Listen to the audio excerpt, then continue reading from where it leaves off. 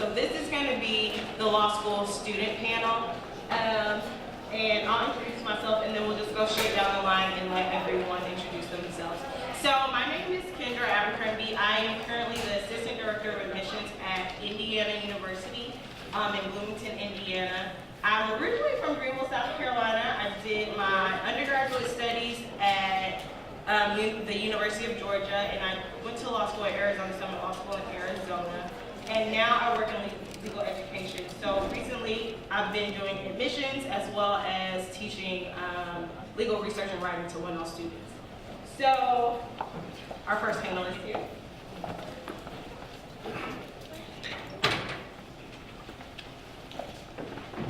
Hi everyone.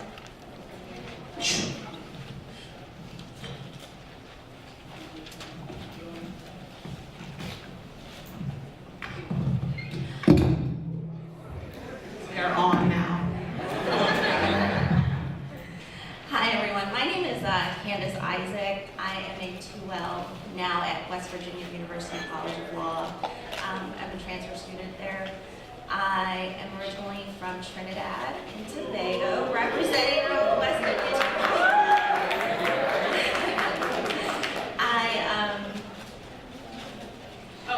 Undergrad. Okay, so undergrad, I actually was non-traditional in that sense because I did my entire undergrad degree online, full-time, while I worked. And yeah, that's basically it. You'll learn more about me as we go along. Hey everybody, my name is Lawrence Pittman. I go to Lewis and Clark Law School. I'm a second-year law student there, currently working at a place called Bonneville Power Administration and working in the field of energy law currently. I'm from Stone Mountain, Georgia, Atlanta. Woo! All right. I went to Georgia State University and I majored in political science and sociology. So thank you guys for letting me come here and speak to you guys.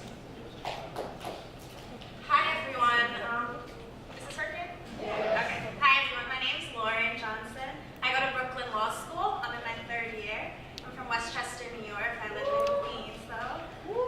For undergrad, I went to SUNY Binghamton and I studied sociology and Africana studies. Good afternoon, everybody. My name is Anthony Osai. I was born in Ghana. It's West Africa. I came here when I was about 7 years old, and I got my undergraduate degree at Florida State University in Tallahassee, Florida. Majoring in criminology and political science, and now I'm a 3rd-year student at Seton Hall Law School in New Jersey. I don't follow that. It's not fair. Hi everybody, my name is Rebecca Gordon. I currently go to Toro Law School on Long Island. I did my undergrad at NYU, started in science education, and then I transferred to LIU and changed my life and did political science. I'm from Brooklyn. Brooklyn in the house? You guys are better than that. Come on, Brooklyn.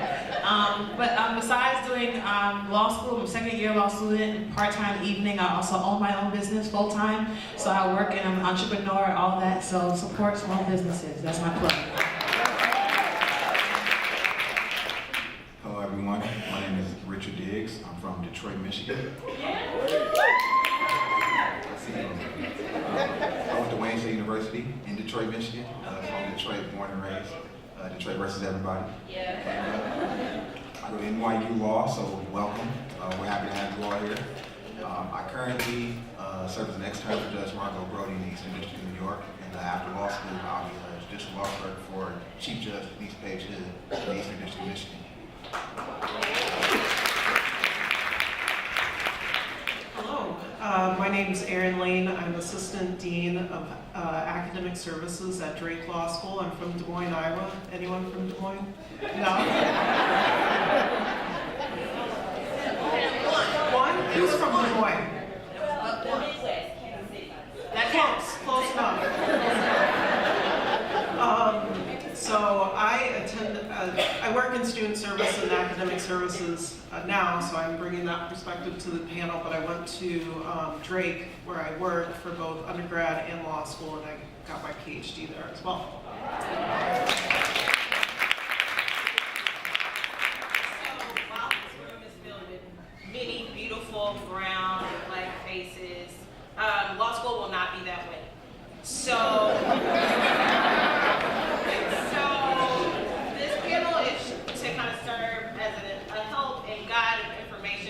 what to do, what to kind of expect while you are in law school, and how to get the necessary support that you need while you're in law school so that you make sure you're successful and you don't feel alone no matter where you go to law school at.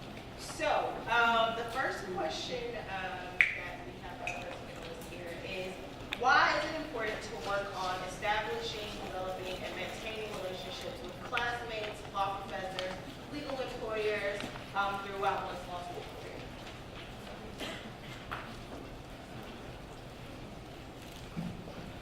Okay. So my first year in law school, going to Portland, Oregon. I don't know if you guys know anything about Oregon or Portland in general, but there was an article put out in the Atlantic that said that Portland is the whitest city in the country. And coming from Atlanta, Georgia, like, it was completely different for me. It was definitely a culture shock, and especially in the classroom. I was telling a prospective student earlier that I was one of 4 African American males within my incoming class at Lewis and Clark, and there were no African American females coming in. So having somebody there to relate to and talk to, and like y'all can vibe on the same music, like it wasn't really there for me. There were only like 3 people like that. So in order to stay grounded, and because law school, like, I hate to put this out there, but law school is a little bit stressful. And there's a lot of pressure.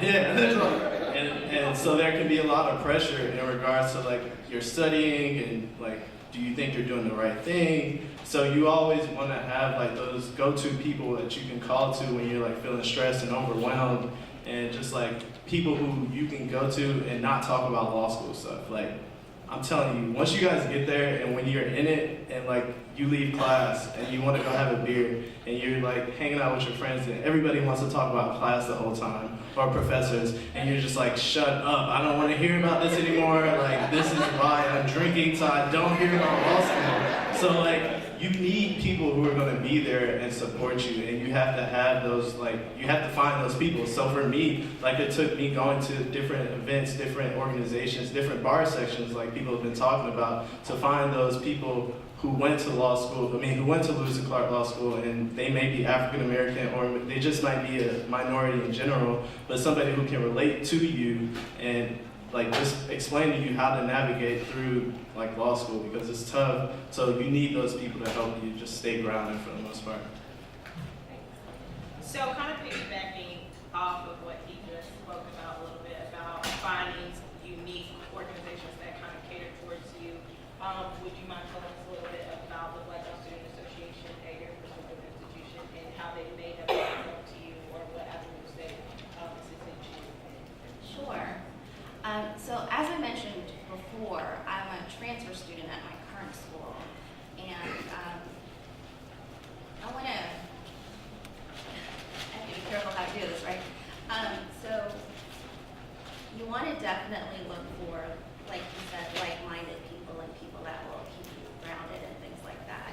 At my current law school, there's a Black Law Student Association chapter. One of the great things that they do is we partner up with other faculty of color, and one of the nice things that they've been doing lately is holding these lunches for us where they do home cooked meals and we can kind of pop up and things like that. We can talk about the election or kind of anything that's been going on in the classroom. So it's really providing a safe space to kind of get everything out. If you're, as he mentioned, if you're the only person of color in class, it can kind of be stressful, right? Because you're sometimes the first person of color that people are seeing at your level, and they're like, wow, you're actually smart.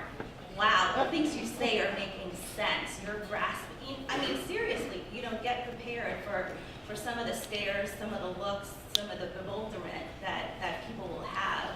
And so I think for us, we bear a bigger burden sometimes, right? Because we're like that one person or a couple of people that people are seeing, and they're basing our whole culture off of us. So let that sink in. That's a lot.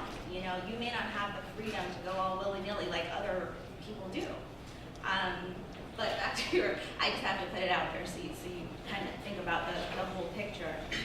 So these groups, these Black Law Student Association groups, and I think several of us on the panel here here today are also part of the National Black Law Student Association. Those are places, and there are different ones, like bar associations, things like that, you can reach out to early on and help you prepare for all this stuff when you have questions, when you're nervous about something, right? And so definitely reach out. The other thing I want to say that may or may not be applicable is sometimes when you get to law school, you may see people of color. They may not have your same background or experiences or things like that. Don't think it's going to be like hunky-dory. That's one thing that I experienced at my first school.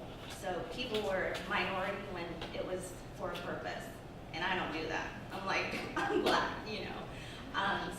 So just kind of prepare yourself for things like that and how to deal with things like that. And don't always look for support in just one place, right? So it's not always going to be a faculty member. It could be like the admissions counselor or, you know, the person that helped you get in.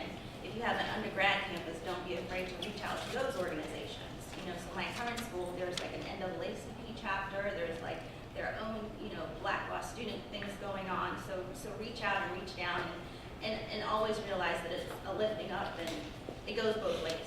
So. I wanted to plug in the National Black Law Students Association because a number of us are a part of it. Even though you're not currently in law school, for those who are pre-law, you can still be involved with the organization.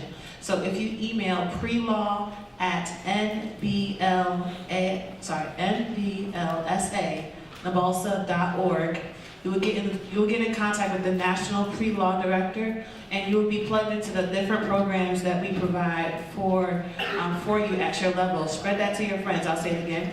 Pre-Law at NBLSA.org.